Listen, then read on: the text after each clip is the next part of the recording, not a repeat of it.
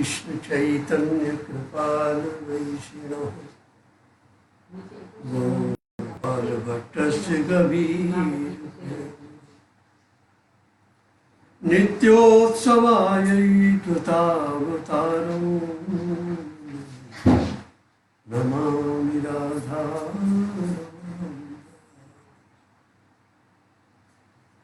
रासोल्लासात् कलितललितं मञ्जुमञ्जीरा वराहपीडं परिवृततरं गोपकन्याकरं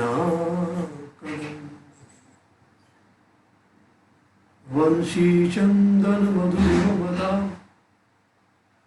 मोदमानं वनान्ते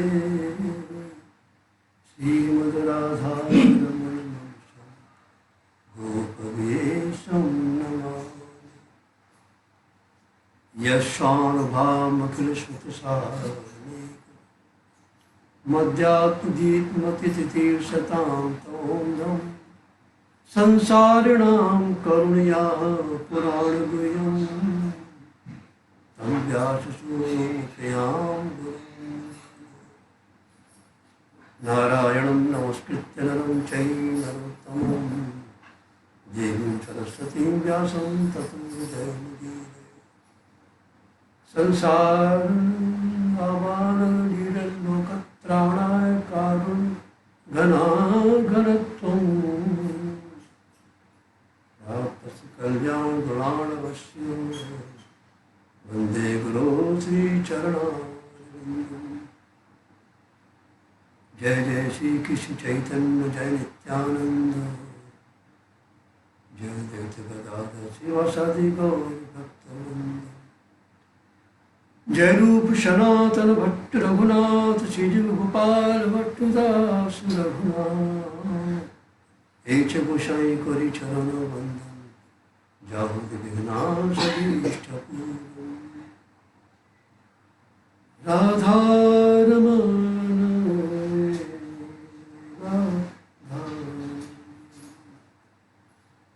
श्री राधारमण हरि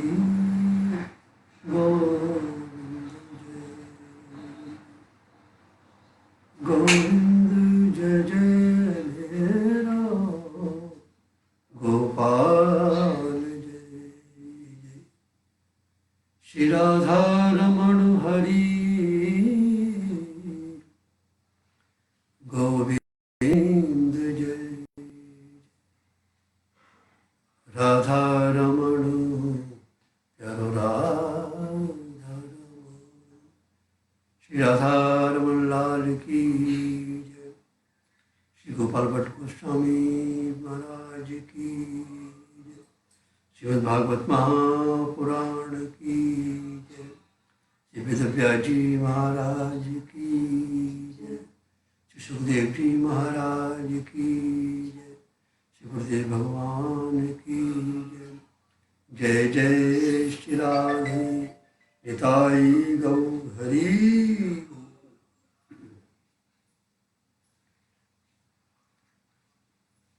भगवत भजन कभी व्यर्थ नहीं जाता, जन्म जन्मांतर तक साथ रहता है।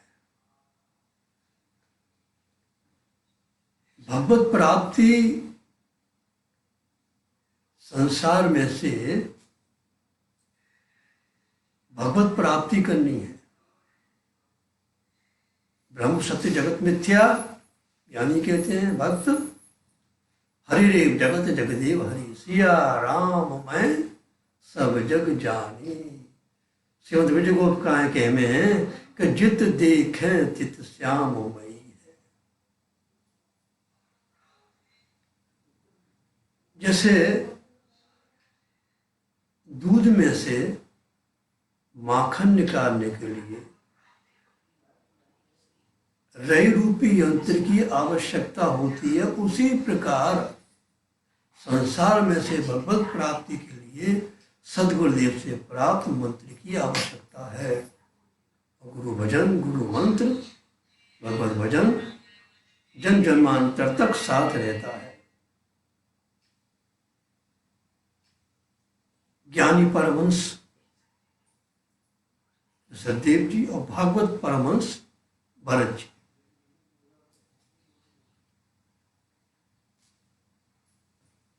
भरत जी की भगवत भजन की जवानी में ही उत्कंठा हुई और एक मृग से उनकी ममता हो।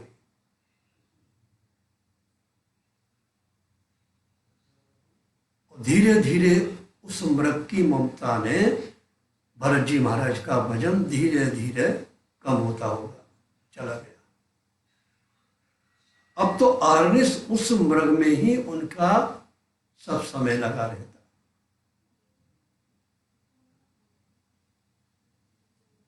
अंतिम समय जब आया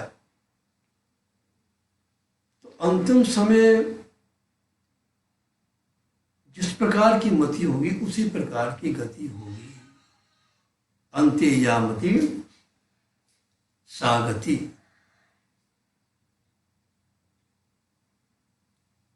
मनुष्य जिस भाव से जीवन भर विभावित रहता है अंतिम समय वही स्थिति हो जाती है। यम यम वापि स्मरण भावम त्यजत्यंति कलेवरम तम तमाप्नोति कौन्तेय सदा भाव भावित। ये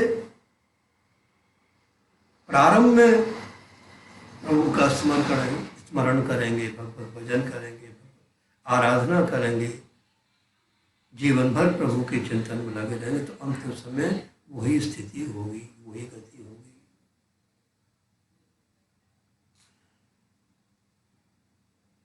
आज भरत जी महाराज का जब अंतिम समय आया तो उनको फिर अगले जन्म में मृग बनना पड़ा। लेकिन मृग योनि में भी उनको पूर्व में जो मृग के प्रति जो आसक्ति थी इस जन्म में भी उनको स्मरण था। ये किसके कारण? भगवत भजन के कारण। अब वो सबसे अनासक्त रहते थे कि कहीं मेरी ममता न हो जाए। तो ममता तो ममत्व बंधुच्यते, ममता से बंधन होता है। लेकिन उसको बढ़ाओ, समत्वम योगोच्यते, इसलिए संपूर्ण सब में ममता रखनी समता है। अब जब उनका यह मृग जी भी छोटा तीसरे जन्म में वो वेद पाठी ब्राह्मण थे, यहाँ उनका जन्म लिया। इस जन्म में भी उनको पूर्व जन्म की सब स्मृति थी। अब तो बस वो निरंतर हर समय हर स्थिति में भगवत आराधना में ही रहते थे। सब कहते अरे तो मूर्ख है, नाम था भरत और लोग कहते जड़ भरत, मूर्ख भरत। उनको कुछ भी खाने को मिल जाए, खल भूसे की रोटी दे रहे, लेकिन वो प्रभु प्रसाद समझकर उसको बड़े प्रेम से पाते। भजन साधन है, भोजन फल है, जो कुछ मिल जाए। क्योंकि स्वाद तो जिह्वा चाहती है ना। जितम सर्वम जिते रसे, स्वाद जिह्वा चाहती है, भूख प्राण को जो लगती है, जो कुछ अंदर पहुंच जाए। अब भरत जी महाराज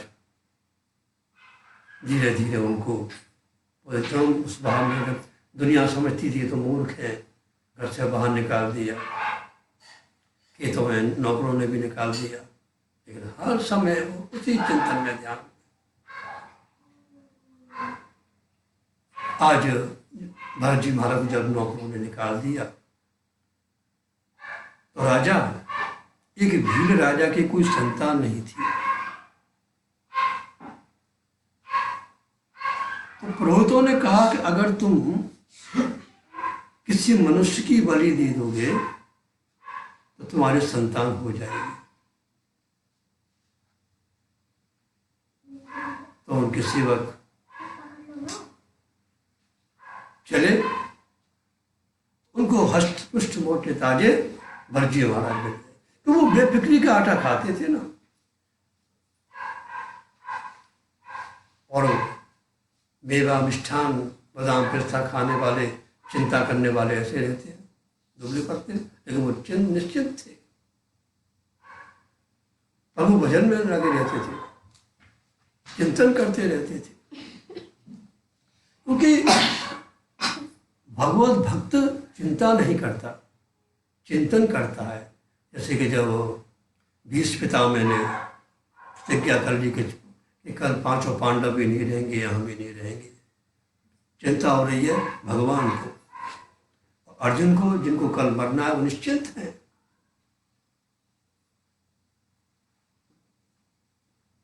भगवान कहते हैं अर्जुन तुझे चिंता नहीं, महाराज मुझे क्या चिंता, जब मेरी चिंता करने वाला जाग रहा है तो मैं चिंता क्या करूं। तो भक्त चिंता नहीं करते, चिंतन करते हैं। भक्त परम भक्त भरत जी महाराज चिंतन में लगे रहते। राजा के सेवक भरत जी को ले आए, उनको स्नान कराया, सुंदर वस्त्र आभूषण धारण कराए, भोजन कराया और माँ भगवती के सामने लाकर उनको बैठा दिया। बड़े प्रसन्न।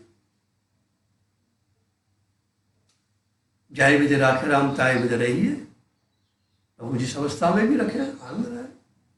ठाकुर जी को तो हमेशा बस चिंतन में रहते। अब जैसे ही पुरोहित खड़ग लेकर जैसे मानने को हुआ तो माँ भगवती की साक्षात विग्रह प्रकट हो गया। बोलो माँ भगवती की जय। तो उन्होंने खड़ाखट पुरोहित का मस्तक काटा, सबके जीवित सबके मस्तक काट कर और बस गेंदों को खेलती हुई, रक्त गर्म रक्त पान करती हुई उन्हें जाकर मूर्ति में विलीन हो गई। क्यों सब में वो देख रहे थे, ये क्या इष्टबल, गुरु प्रदत्त जो इष्टबल, जो भजन था, जो मंत्र था कि इष्ट हमारा एक होना चाहिए, वंदनीय पूजनीय सब है, इष्ट एक होना चाहिए। जैसे पत्नी अपने परिवार में सबका सम्मान करती है, आने वालों का सम्मान करती है, एक उन सब में पति को सर्वश्रेष्ठ मानती है। क्योंकि उस अग्नि के समक्ष, गुरु ब्राह्मणों के समक्ष अपने आप को समर्पण कर दिया। तो जिस प्रकार पत्नी पति को सर्वश्रेष्ठ मानती है, उसी प्रकार हमारा इष्ट सर्वश्रेष्ठ होना चाहिए। बंदिनी पूजनी सब है, जिन्हें गंगा गए तो गंगा राम, जमुना गए तो जमुना राम। विश्वास हरि आत्म की बहुत दूर, विश्वास है तो हरि हमारे पास में, और तर्क बेतर के फंस गए। इसलिए इष्ट हमारा सर्वश्रेष्ठ होना चाहिए।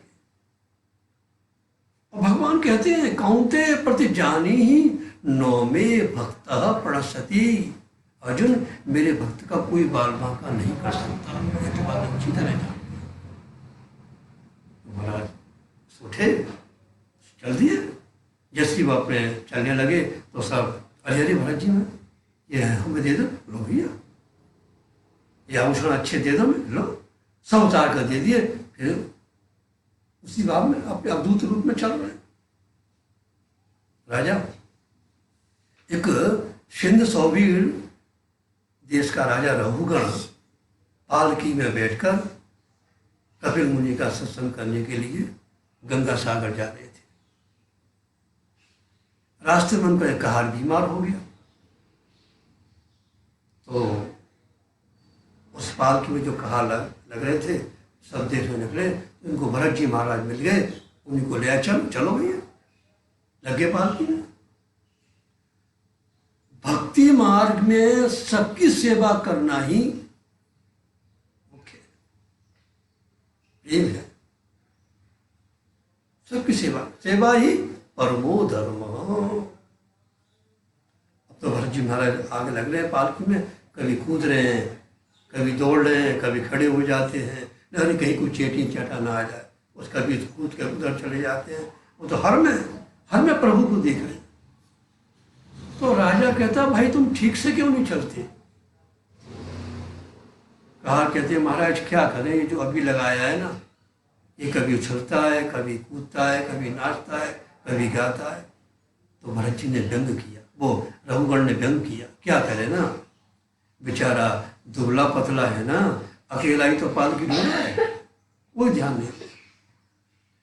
संसार की बातों में अगर ध्यान दोगे तो भक्ति कैसे होगी, भजन कैसे होगा, भगवत आराधना कैसे होगी, भगवत चिंतन कैसे होगा? लोग तो कहते रहेंगे, लोगों का काम है कहना, ये तो कहेंगे,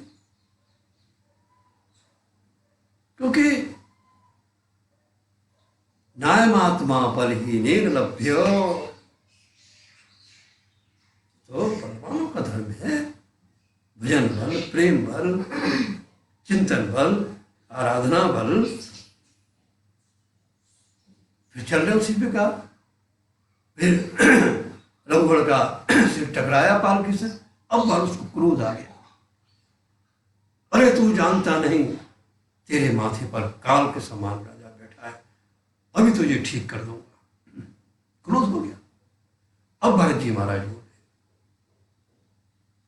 अब इसको क्रोध आ गया है तो इसको नरक में जाने से कोई रोक नहीं सकता, और जिसको मैंने कंधे पर बैठा लिया, अगर मेरे कंधे पर आकर भी ये नरक में चला गया तो सत्संग की महिमा घट जाएगी।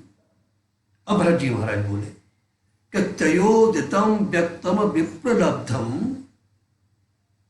भर्तु समय सदि वीर भार गंतुर यदि सदिगम मध्वा पीवेति राशौ न विदाम प्रवाद। राजा तू जो कुछ कह रहा है किसको कह रहा है? शरीर को कह रहा है, मेरा शरीर से कोई मतलब नहीं, मैं तो शरीर में रहने वाला अचेत अभेद आत्मा हूं। तू दंड देगा तो शरीर को देगा, ये तो चलता फिरता है वो है। राजा सभी जीते जी मरे के समान, आत्मा अपनी चेतन शक्ति से इन मुर्दों को ढो रहा है, शरीर को देगा दे क्या? रघुगण महाराज पालकी से कूद कर इनके चरणों में गिर दिया, कहने लगा कि कस्तम नुगूडस चरसि द्विजानाम विवर्ष सूत्रम कमबोधु कब कतमो बबूध कस्यापि कस्यासि कुतत इहापि कस्मात् क्षेमाय नश्चेदसि नोत शुक्लः। प्रभु आप कौन है? कहीं आप कपिल मुनि तो नहीं है? मैं आपको पहचान न सका, क्योंकि कंधे पर भी आकर अगर ऐसे संत के संपर्क में आने पर भी, सत्संग में आने पर भी जीव नरक में चला गया तो सत्संग का क्या महत्व? श्रीमद् महाप्रभु कहते हैं श्रीपाद, अब तक तो ये मुझको उपहास करते, व्यंग करते, गाली देते, अब तो ये मुझको मारने तक की सोच रहे हैं, इसलिए मैं इन्हीं के दरबारे पर जाऊंगा, इनसे भिक्षा मांगूंगा। हमारे आघात करो ताते दुख नाई, हमारे आघात करो ताते दुख नाई, अपने मात्र हरि बोलो यही भिक्षा चाहिए। इनके दरबार पर जाऊंगा,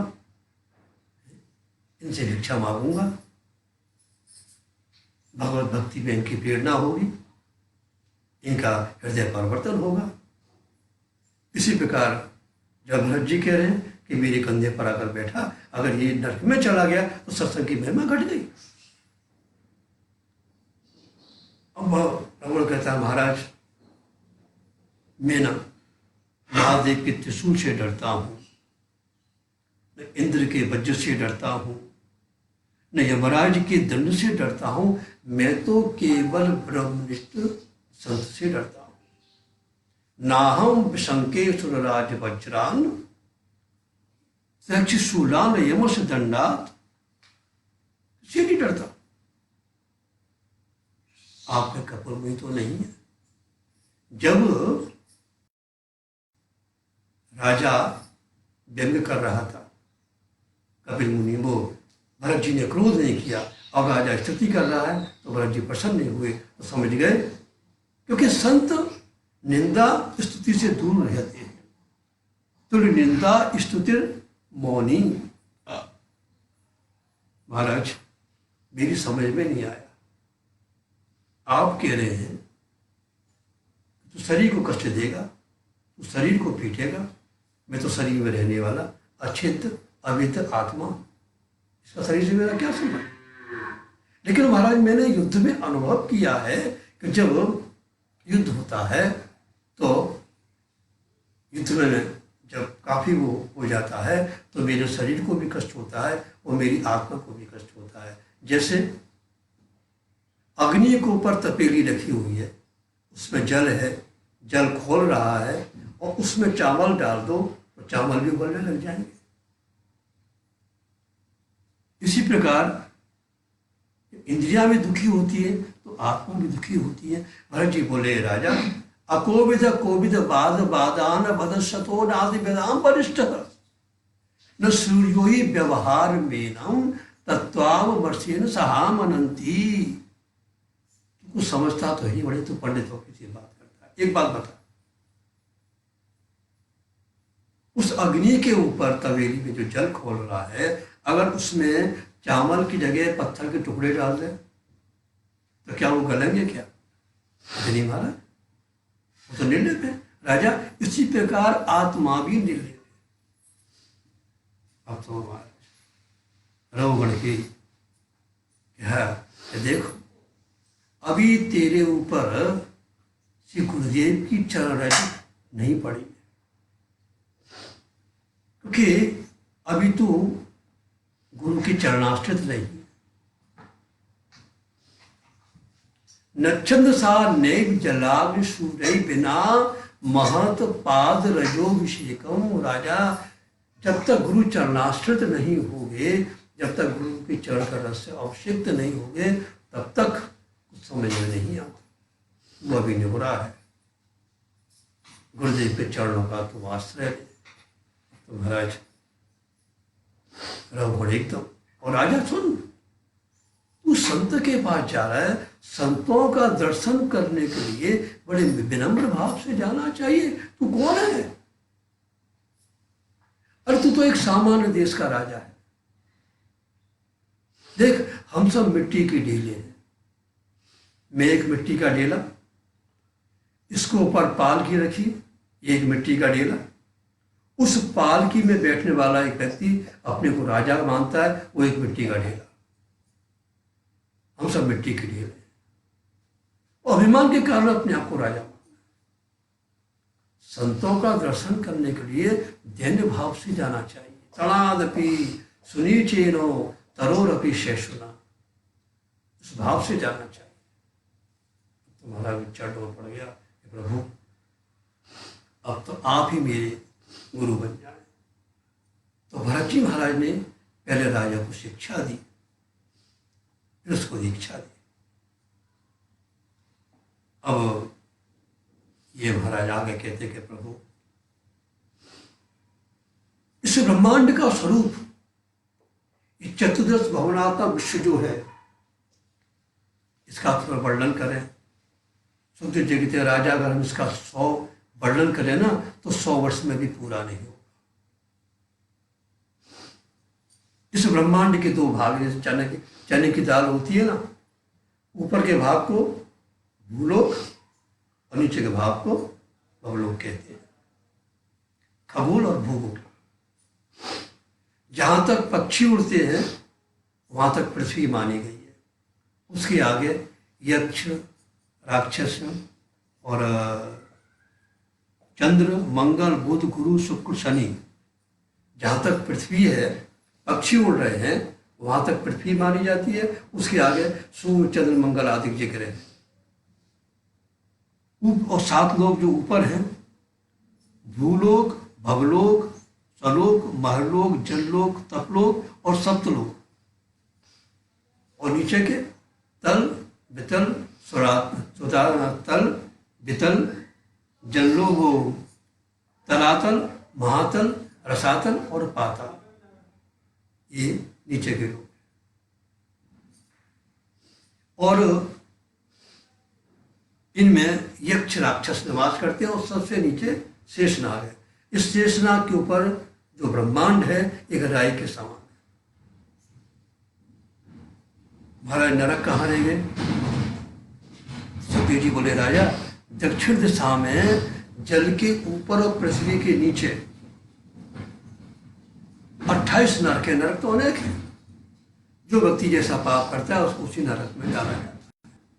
अब जब नरकों का वर्णन सुना तो षष्ठ स्कंद में राजा परीक्षित थोड़े डर गए। परम पंचम स्कंद में सुखदेव जी ने एक अपना सिद्धांत बता दिया कि पिबन्ति भगवतात्मना सताम कथामृतम सवन पुटेषु समृतम पुनन्ति ते विषय विदूषितास्यम व्यजन्ति तच्चरण सरोरुहान्तिकम। पंचम स्कंद को क्या कहते हैं? स्थितिर वैकुंठ विजय। षष्ठ स्कंद में अनुग्रह, ऊषणम तदनुग्रह। भगवान सब पर समान रूप से कृपा करते हैं। पृथ्वी सबको समान रूप से स्थान देती है, सूर्य सबको समान रूप से प्रकाश देते हैं, वर्षा सब पर समान रूप से वर्षा करती है। तो भगवान ने सब पर कृपा की। अजामिल जैसे पापी के ऊपर भी कृपा की और इंद्र जैसे विलासी के ऊपर भी कृपा की। और परीक्षित यहां थोड़ा डर गए। जब नरकों का वर्णन सुना थोड़ा भयभीत हो गए कि उनसे भी तो एक बार पाप बन गया, समीक ऋषि का जो अपमान हो गया। अब राजा परीक्षित कहते हैं कि अधुनेह महाभाग यथैव नरकान नरः नानो गृयात नान्यया तन्मे व्याख्यातु मर्हसि। अब तो प्रभु कृपा करके आप ऐसा उपाय बताओ कि पाप ही न बने। सुखदेव जी कहते हैं, राजा जैसा पाप वैसा प्रायश्चित। जैसा छोटे रोग की छोटी दवा, धर्मशास्त्रों में लिखा है ना, छोटे रोग की छोटी दवा, बड़े रोग की बड़ी दवा। कहते नहीं महाराज, मैं प्रायश्चितों में विश्वास नहीं करता।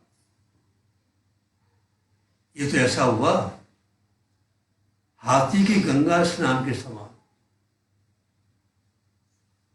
हाथी गंगा में स्नान करके आता है, बाहर आया, धूल डाल लिया अपने ऊपर, फिर हो गया। तो गंगा स्नान के समान हो गया।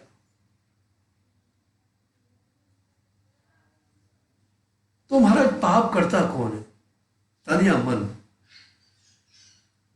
राजा इसके तो पहले ये समझना पड़ेगा। तन यानी शरीर और उसके अंदर यानी मन। तो तन को शुद्ध करें या पहले मन को शुद्ध करें?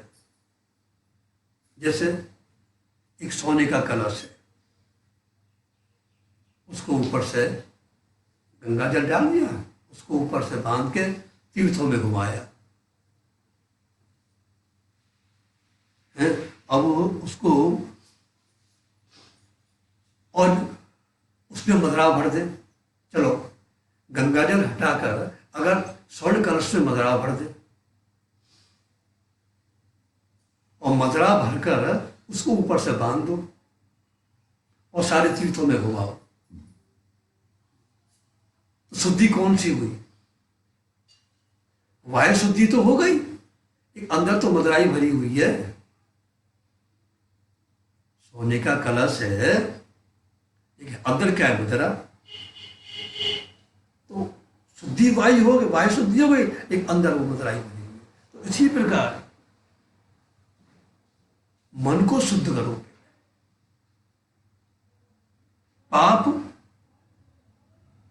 तन नहीं करता, पाप मन करता है, पापी मन है।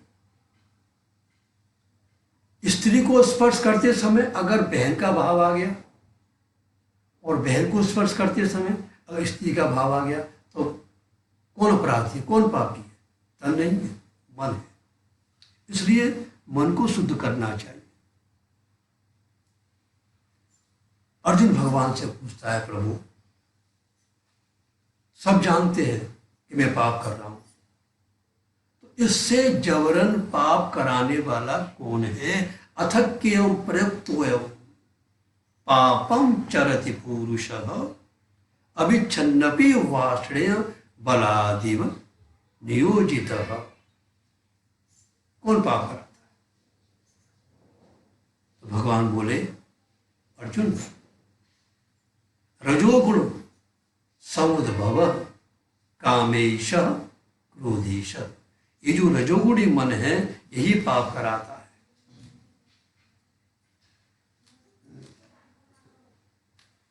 मंदिर के दरवाजे पर बैठे चिंतन कर रहे हैं, जहां विलासिता हो रहा है, जहां वो दृश्य विलासिता से परिपूर्ण है। बैठे कहाँ हैं? मंदिर में। चिंतन क्या हो रहा है? उस विलासिता का। और एक व्यक्ति कहाँ? वो विलासिता में बैठा हुआ है। चिंतन कहाँ कर रहा है? मंदिर का। तो मंदिर के दरवाजे पर बैठा हुआ जब शरीर शांत हुआ, वो कहाँ जा गया? नरक में, विषय का चिंतन करने वाला। और जो भाव विषय में बैठा है वो कहाँ गया? भगवत चिंतन करने वाला भगवत धाम। तो मन को शुद्ध करें, और मन को शुद्ध करने का एक ही उपाय है कि संसार का बड़े से बड़ा प्राणी, बड़े से बड़ा पापी अपने आप को, अपने प्राण को कृष्ण को अर्पण कर दे, यानी कृष्णार्पित प्राण। कृष्णार्पित प्राण किसे कहते हैं? श्वास जैसे चला ना, एक श्वास बाहर निकला श्री कृष्ण, एक श्वास अंदर गया श्री कृष्ण, बोलो कृष्ण, भजो कृष्ण, लहो कृष्ण नाम। तो श्वास श्वास में जो कृष्ण कहता है, श्री कृष्ण श्री कृष्ण श्री कृष्ण श्री कृष्ण, इसको कहते हैं कृष्णार्पित प्राण। जो श्वास श्वास में जो कृष्ण कहता है उसे कृष्णार्पित प्राण कहते हैं। उस जो ऐसा नाम प्रेमी भक्त है, सदा सर्वदा प्रभु के नाम में लगा रहता है, भजन में लगा रहता है, तो ऐसे प्रेमी भक्त का संग करने से उसको अभ्यास हो जाता है, उसको नाम लेने का अभ्यास हो जाता है। फिर वो स्वर्ग में कभी, वो नरक में कभी नहीं जाता। और जो कृष्ण नाम जब करते हैं, नरक में जाने का प्रश्न ही नहीं है। कि सकन मनः कृष्ण पदार बिंदयोर निवेशितम तत्गुण रागयैरः नौते यमं पाशव्रतस्य तद्वटान स्वप्ने पे पश्यन्ति चिर निष्कृतः। भागवत में लौकिक भाषा के माध्यम से अलौकिक सिद्धांत समझाया है। तो इसमें एक दृष्टांत देते हैं कि कानकुब्ज नगर में एक अजामिल नाम का विद्वान ब्राह्मण रहता था। कानकुब्जे दुजे कशिदासी पतिर्जामिलः नामना नष्ट सदाचारो दास्या संसर्ग दूषितः। महाराज संध्या वंदन करना, बलि वैष्णदेव करना, चौथस्माद कर्म करना और माता पिता की सेवा करना, उसका नित्य का नियम था। और वन से फूल तुलसी लाकर माता पिता को देता, ये उसका रोज का नियम था। एक दिन अजामिल जब फूल तुलसी लेने के लिए गया तो किसी विलासी को एक व्यभिचारिणी स्त्री के साथ व्यभिचार करते देखा। वो दृश्य अजामिल की दृष्टि के माध्यम से अंतर आ गया। दृश्य संसर्ग के द्वारा दृष्टा का पतन हो जाता है। पंचदर दृष्टिकार विद्वान स्वामी कहते हैं, इसलिए सदा अपने आप को सावधान रखना है, क्योंकि मन बिगड़ा कि जीवन बिगड़ा। उससे पहले क्या बिगड़ती है? आंख। आंख बिगड़ी कि मन बिगड़ा, मन बिगड़ा कि जीवन बिगड़ा। इसलिए हमारे वेद कहते हैं, भद्रम पश्य माक्षिभि जजत्रा। आंख सुधरी कि मन सुधरा, मन सुधरा कि जीवन सुधरा। वो जो दृश्य होता है वो तीन पहिए तो आश्रित है, दृष्टि, दृष्टा और दृश्य। आंख बिगड़ी कि मन बिगड़ा, मन बिगड़ा कि जीवन बिगड़ा। आंख सुधरी कि मन सुधरा, मन सुधरा कि जीवन सुधरा। तो दृश्य जैसा देखते हैं वही अंदर आ जाता है। इसलिए दृष्टि को बड़ा संभाल के रखना है। ये भगवान हम गुरुदेव में जो मार्ग दिखाया, उस मार्ग के माध्यम से हम गोविंद के चरणों में प्रार्थना करते हैं, श्री राधा लाल के चरणों में प्रार्थना करते हैं कि हे प्रभु, हमारी दृष्टि दूषित दृश्य पर न जाए। अजामिल फूल तुलसी लेकर आ गया, किसी प्रकार देकर वहां अपने कमरे के अंदर बैठ गया और वही विषय का चिंतन करने लगा। विष खाने से कोई नहीं मरता, वो विष का चिंतन करने से कोई नहीं मरता, खाने से मरता। किंतु विषय का तो चिंतन मात्र ही सर्वनाश कर देता है। इसलिए विषयों से बड़ा सावधान रहना है। आदि शंकराचार्य अपने विवेक चूड़ामणि ग्रंथ में सावधान करते हैं कि मोक्षस्य कांक्षा यदि वेदवास्ति तयाति दूरात विषयान विषम यथा। यदि कल्याण चाहते हो तो विषयों से दूर रहना। और विषयों के लिए कृष्ण प्रेम दुर्लभ है। आज महाराज अजामिल रात भर वही विषय का चिंतन करता रहा। दूसरे दिन प्रातः काल वन में पहुंचा फूल तुलसी लेने के लिए, तो वही व्यभिचार स्त्री मदरा का पात्र लेकर बैठी। बड़े विनम्र भाव से बोला, देवी, हमने जो तुम्हारा कल एक बड़ा जो आनंद देखा, क्या हमें नहीं मिल सकता है? क्यों नहीं मिलेगा? कुछ है तुम्हारे पास, उसकी चिंता मत करो। लो, सोने की घड़ी लो, सोने के बटन लो, ये लो, आज इतना रखो, कल हम और कुछ और भी ले आएंगे। अब वो मदरा पान करके व्यभिचार करने लगा। बस अब तो उसका नित्य पति का यही क्रम चले। कुछ दिन हो गए, पिताजी मन में सोचते हैं कि हमारा पुत्र नहीं दिखा। तो अजामिल के पिताजी उसके कमरे में आए और बेटा, तुम्हारी तबीयत तो ठीक है ना? अब तो वो उनको ही खोई खटी सुनाने लगा, निकल जाओ, गया वो रूढ़वादी का समय, अब तो स्वतंत्र हैं। अब तो पिताजी को बड़ा दुख हुआ, और ये तो कुसंग में पड़ गया। सत्संग पुनः पुनः प्रयास करने पर प्राप्त होता है, कुसंग तो दरवाजे पर ही खड़ा है। इसलिए तजो मन हरि विमुखन को संग। पिताजी समझ गए कि को न कुसंगत पाए न साई, रहे न नीच मते चतुराई। कुसंग में पड़ गया तो माता पिता घर छोड़कर चले गए। इसकी जो पत्नी ब्राह्मण की कन्या, उसने बहुत समझाया, लेकिन उसने उस पतिव्रता को भी घर से निकाल दिया, उसी वेश्या को ले आया। धीरे धीरे धीरे धीरे संपत्ति नष्ट होने लगी, क्योंकि जिस घर में नारायण का पूजन नहीं होता वहां लक्ष्मी थोड़ी रहती। लक्ष्मी तो नारायण की पतिव्रता स्त्री है, पत्नी है।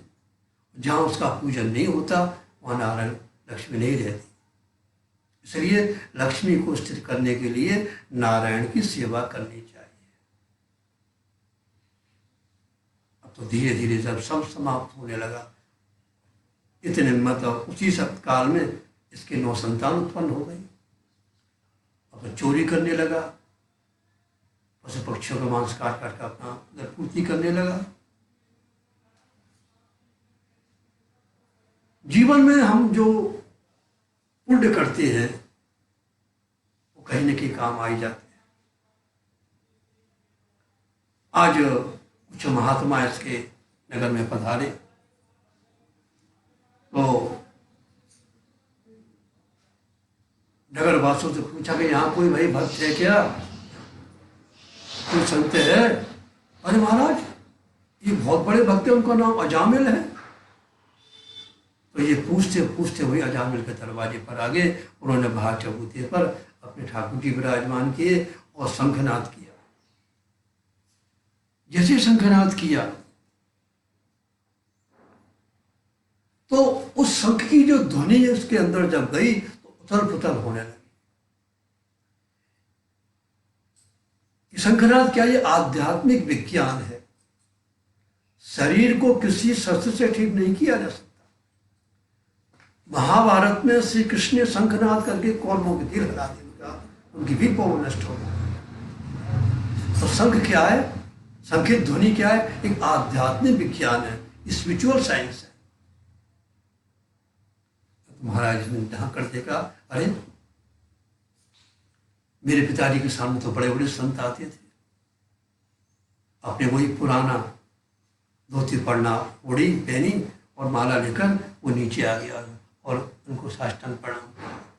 अरे रे रे रे, आप ही भक्त है क्या? नहीं महाराज, मुझको भक्त मत कहो, मैं तो बहुत बड़ा दुराचारी हूँ, बहुत बड़ा पापी हूँ, मैंने ऐसे ऐसे मुझसे पाप हुआ। राधे राधे राधे राधे, तेरा तो मुख भी नहीं देखना चाहिए, अब तो हमने एक क्षण भी नहीं रुकेंगे। तो बार बार उन्होंने विनय करने लगा, बार बार उनसे प्रार्थना करने लगा, हे महात्मा, आप संत तो बसंत ऋतु की तरह होते हैं, बसंत बललोक हितम चरंती, संत करहे जग आप समाना। बहुत अच्छी प्रार्थना की। और तेरे को संतान है? हमारा 9 है, उसी से है। ठीक, आप कोई हो उसका नाम नारायण रखना, महाराज होने वाली है। संत ऐसा कहकर चले गए। अब उसकी जो पुत्र हुआ उसने नाम रखा नारायण। छोटी संतान में स्नेह अधिक होता है तो नारायण कहते कहते वो नाम का अभ्यास ही हो गया। नारायण नारायण नारायण। धर्मराज ने कहा जाओ ये पापी उसको लेकर आओ। पापी पूरी आयु नहीं भोगता। तो जैसे धर्मराज के सेवक आए, उनकी विचित्र आकृति ये देख के भयभीत हो गया और मुख से निकल पड़ा नारायण। उसी समय 4 विष्णु शंख चक्र गदा पद्म पीतांबर मन माला धारण किए हुए आए और कहा, कौन हो तुम? जिसको इस प्रकार उनको प्रताड़ित कर रहे हो? अरे नहीं, हम तो पापी को लेने आए। अरे पापी कहाँ है? इसके मुख से तो नारायण शब्द निकला, भगवान का नाम निकला। तुम कुछ जानते हो कि धर्म क्या है, धर्म क्या है? हिंदू बोले हाँ, कि वेद प्रणीतो धर्मो यधर्मस्तद विपर्ययः वेदो नारायण साक्षात स्वयं गुरुति सुश्रमा। इसने ब्राह्मण होकर भी मदिरा का पान किया, वेश्यागमन किया, अपने माता पिता ने घर से निकाल दी और वो अपनी पत्नी ब्राह्मण की कन्या विप्राम स्वभार्याम प्रौढ़ाम कुले महति लंबिताम विसर्जा चिरात पाप स्वर्णिया पांग विद्यधि। वो ब्राह्मण की कन्या अपनी पत्नी उसने घर से निकाल दिया। ये पापी क्यों नहीं है? विष्णुदूत बोले, भाई बड़ा बड़े आश्चर्य की बात है कि तुम धर्माधर्मी नहीं जानते हो। अरे जिसके मुख से एक बार प्रभु का नाम निकल गया, अभी कहाँ रहा? अभी जाते हो गए, अभी हम तुम्हें दंडित करें। धर्मराज गए, कि सेवक धर्मराज के पास गए, विष्णुदूत अंतर ध्यान हो गए। कहते महाराज वहां तो ऐसा ऐसा हुआ। कहते भाई धर्म की बड़ी सूक्ष्म गति है। उसने भगवान का नाम थोड़ी लिया, उसने अपने पुत्र का नाम लिया। कहते हैं जितने भी नाम है सब भगवान के ही नाम है। आज भगवत नाम एक कृष्ण नाम कोरे सर्व पाप नाश, ये नाम इतनी शक्ति है, किसी प्रकार नाम मुख से निकले। सांकेत्यम पारिहासम वा स्तोवम हेलन मेव वा वैकुंठ नाम ग्रहणम शेषागारम विदु। चलते फिरते उठते बैठते किसी प्रकार प्रभु का नाम निकल जाए। एक छोटा सा बालक, एक नाम में कितनी शक्ति। एक छोटा सा बालक आर्त भाव से मां को पुकार रहा है, और जैसे ही मां की प्राप्ति होती है तो उसके गोद में जाकर निश्चिंत हो जाता है और मां का उसको वात्सल्य स्नेह प्राप्त हो जाता है। उसी प्रकार जीव संसार नल दग्ध होकर भटकता रहता है। एक बार गुरु बताए मार्ग के, गुरु बताए मंत्र के माध्यम से एक बार वो माता पिता जगत पिता श्री हरि को निताय गौर हरि बोल एक बार पुकारता है तो भगवान उसको अपने आश्रय में लेकर उसको भक्ति, उसको प्रेम प्रदान कर देते हैं। क्योंकि इस कलिकाल में एक नाम ही एक माध्यम है। हरेर नाम, हरेर नाम, हरेर नामैव केवलम कलौ नास्त्येव नास्त्येव नास्त्येव गतिरन्यथा। कलिकाले नाम रूपे कृष्ण अवतार, नाम होती होय सर्व जगत निस्तार। दाढ़ी लगी हरिर नाम उक्ति 3 बार, और जड़ लोक पूजाइते पुनरेवकार। केवल शब्द पुनरोपि निश्चय कारण, ज्ञान योग कर्म आदि निवारण। अन्यथा जे माने तार नाहे को निस्तार, नाहे नाहे नाहे।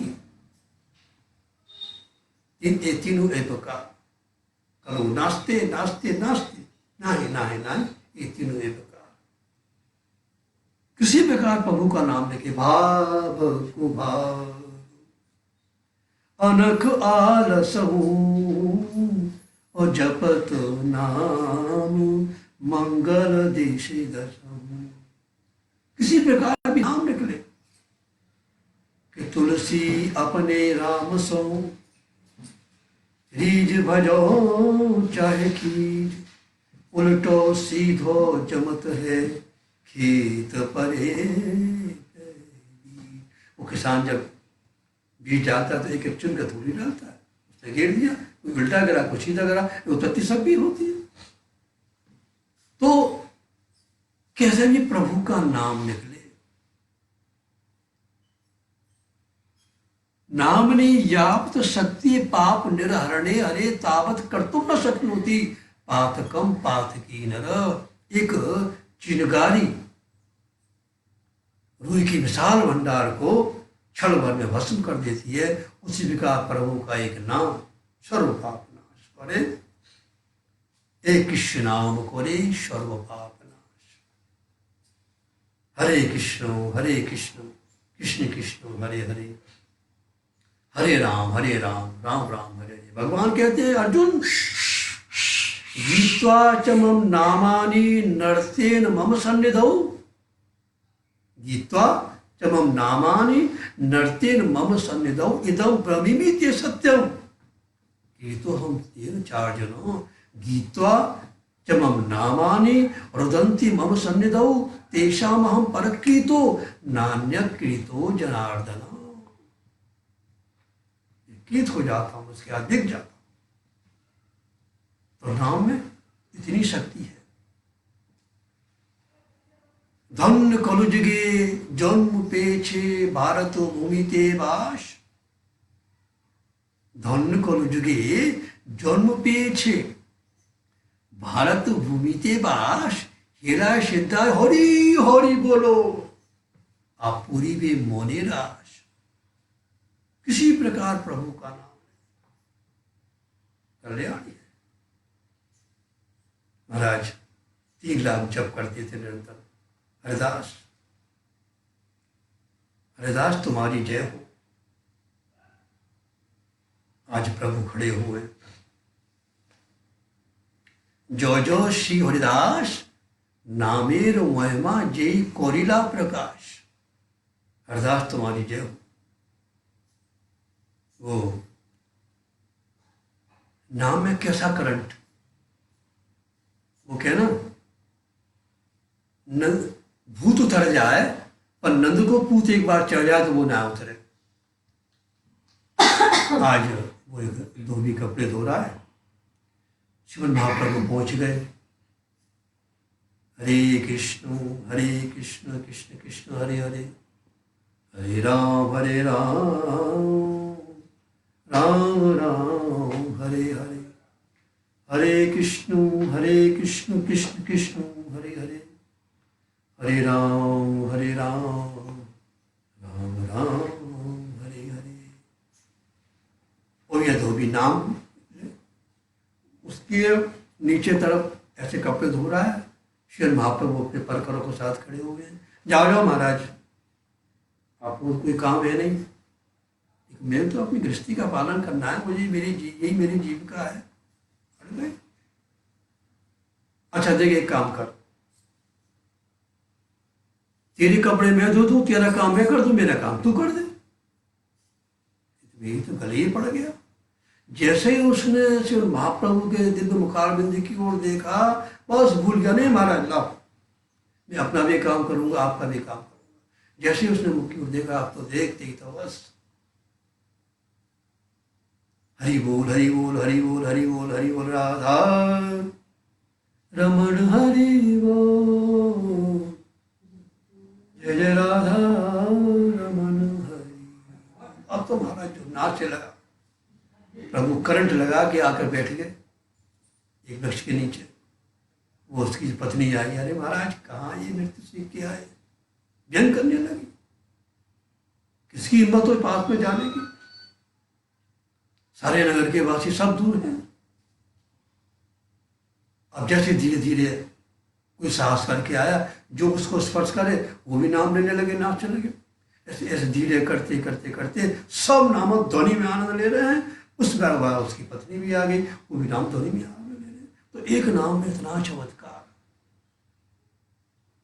किसी प्रकार प्रभु का कलयुग केवल नाम आधार। तो नाम कैसे भी प्रभु के मुख से निकले, और नाम की कोई कीमत दे सकता है क्या?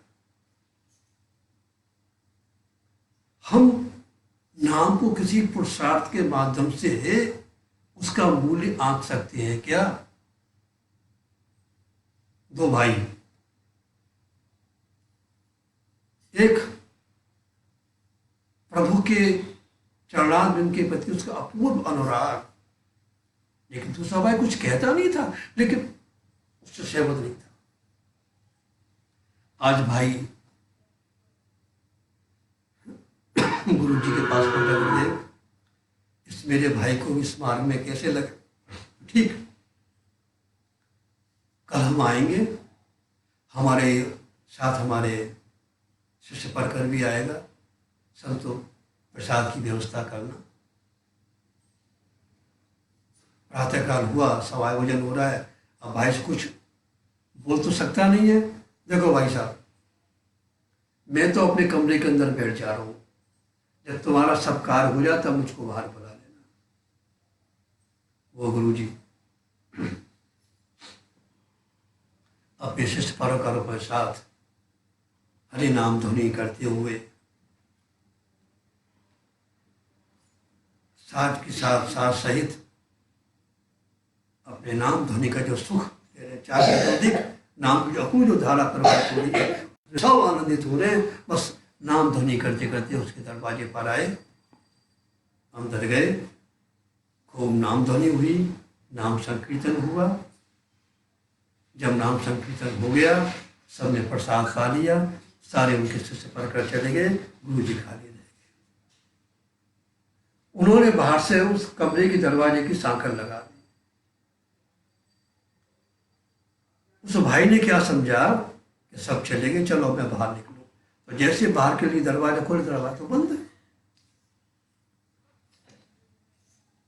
बहुत उसने आवाज दी तो भाई गुरु ने ऐसी सांकल खोली, उसका हाथ पकड़ लिया।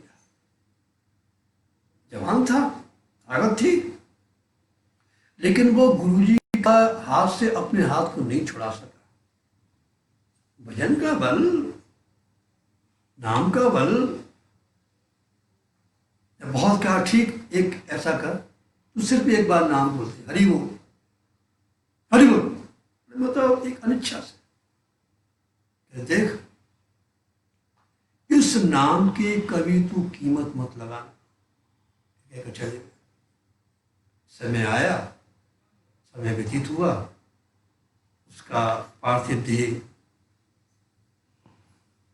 छूटा, यानी उसको शरीर शांत हो गया, यानी उसकी रज की प्राप्ति हो गई। जब वो पहुंचा तो वहां जैसे यमराज ने वही खाता देखा, कहते भाई इसके पाप की तो कोई सीमा नहीं, पर इससे एक बार मुख से नाम निकल गया, इसको नाम की कीमत दे दो या नरक में डाल।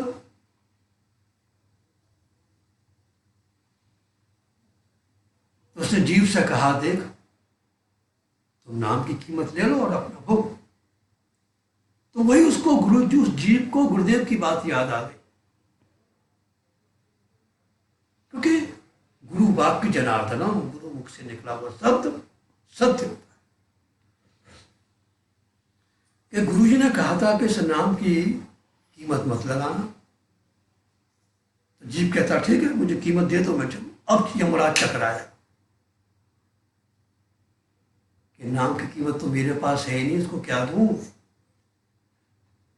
कि चलो शिवलोक में चलते हैं, महादेव बाबा से पूछेंगे।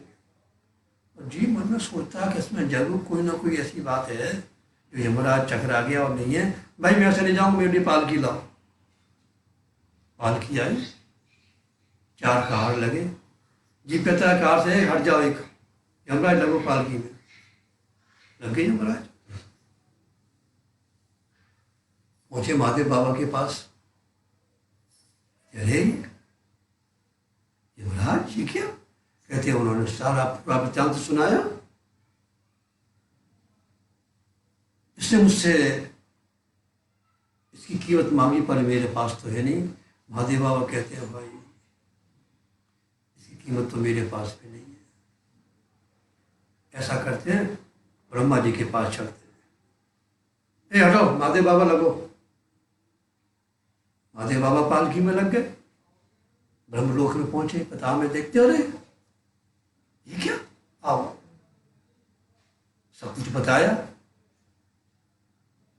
तो ब्रह्मा जी कहते हैं, भाई इसकी कीमत तो मेरे पास भी नहीं है, चलो। अब सब मिलकर कहां पहुंचे? अब तो भाई एक ही जगह है, नारायण के पास चलो, वैकुंठ में विष्णु के पास चलो। सब पालकी लेकर जब जा रहे हैं, जैसे नारायण के पास पहुंचे तो महाराज क्या देखते हैं, ब्रह्मा शिव यमराज सब पालकी में लगे हुए हैं। कैसे सब बताया। इसकी कीमत तो भाई किसी के पास भी नहीं है।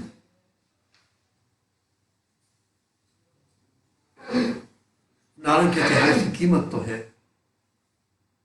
इसकी कीमत, एक नाम की कीमत ये है, इस जीव को उठाकर मेरी गोद में बैठा दो। अब आप कल्पना कीजिए कि जिसने एक बार नाम लिया वो भगवान की गोद में बैठ गया, और जो अहर्निश नाम लेते हैं, बताइए उनकी क्या गति हो। तो भगवान नाम सब पापों को नष्ट करने वाला है। तुमने भगवान नाम का एक प्रभाव देख लिया। जो भगवत नाम लेते हो उनको कभी स्पर्श मत करना। जुवान भक्ति भगवत गुण नाम ध्येयम चेतस न स्मरति तच्चरणारविंदम कृष्णाय नो नमति यच्छित एकदापि ताना नयध्यम सतो विष्णु कृत्यान। जिसने अपने जीवन में एक बार भी हरि का नाम ले लिया, जिसने कभी भी जीवन में श्री कृष्ण के चरणों में माथा नहीं झुकाया, उसी दुष्ट उस पापी को पकड़ कर लाना। सुद्धी जी बोले, राजा तुमने पूछा कि पापी नरक में न जाए, इसका एक ही अमोघ उपाय है, भगवान नाम जप।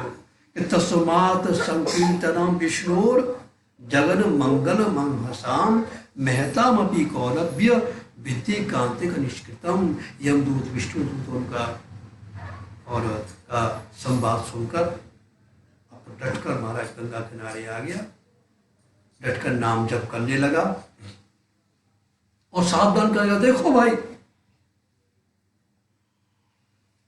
मुझ जैसा पापी जिसने कभी प्रभु का सावधान कर रहा है, जिसने भी कल कितना पापी, कितना अपराधी, कितना मैंने घोर पाप किया, उस जैसा व्यक्ति भगवान नाम जप करके आज प्रभु के धाम में जा रहा है। तुम लोग निराश मत होना।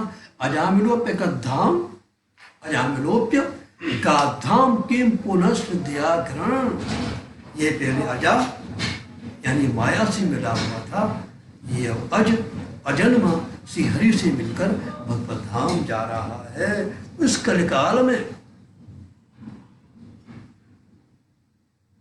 प्रभु का एक हरिनाम संकीर्तन ऐसा है, सरलतम। श्रीमद् महाप्रभु ने अपनी सारी शक्ति इस नाम में स्थापित कर दी है। तो कैसे भी कल युग जो गुण यज्ञ न ज्ञाना एक आधार राम गुण गान। किसी प्रकार प्रभु का नाम मुख से निकल जाए। महाराज यश स्मृत्या च नामोक्त्या तपो यज्ञ क्रियादिषु न किसी चीज की आवश्यकता नहीं है, क्योंकि नाम किसी पर आश्रित नहीं है, नाम पर सब आश्रित है। भोजनेरे मध्य सर्वश्रेष्ठ नवविधा भक्ति। भजन में सर्वश्रेष्ठ क्या है? नवदा भक्ति। और वो नवदा भक्ति भी भजनेर सर्वश्रेष्ठ नवविधा भक्ति, और वो नवदा भक्ति भी नवविधा भक्ति पूर्ण नाम होते हो। वो नवदा भक्ति भी नाम के द्वारा पूर्ण होती है। तो किसी प्रकार भी हेला श्रद्धा हरि हरि बोलो पूरी भी मोनी राश। तो प्रभु के नाम में इतनी शक्ति है कि अनंत अनंत कोटि जीव इतने पाप करने की शक्ति नहीं है जितना कि नाम में शक्ति है। तो नाम में विश्वास, नाम के प्रति श्रद्धा, नाम के प्रति आस्था, नाम के प्रति प्रेम। श्रीमद् महाप्रभु ने यही सरलतम मार्ग बताया। हरे कृष्ण कृष्ण कृष्ण हरे हरे, हरे राम राम राम हरे हरे। यही शब्दों के माध्यम से श्री राधारमण लाल के चरणों में प्रणाम निवेदन करते हुए निताय गौर हरि।